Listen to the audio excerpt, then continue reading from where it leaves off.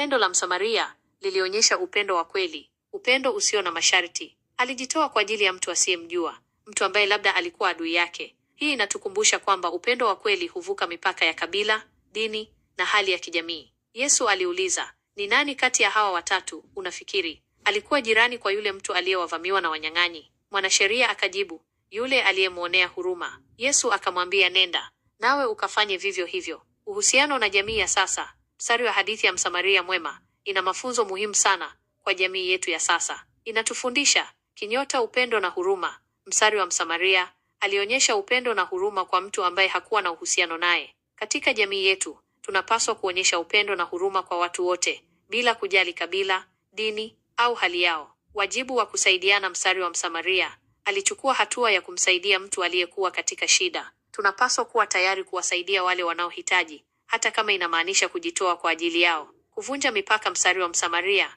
na mtu aliyesaidiwa walikuwa na uhusiano mbaya sana. Hivyo Msamaria alivunja mipaka ya chuki ili kumsaidia aliyekuwa anahitaji msaada. Hivyo jamii inapaswa kuvunja mipaka ya chuki, ubaguzi na ukabila ili kusaidiana. Kujali jirani. Mstari wa Naiwabu. Yesu alitufundisha kwamba jirani yetu ni mtu yeyote anayehitaji msaada wetu. Tunapaswa kujali majirani zetu hata kama ni watu ambao hatuwa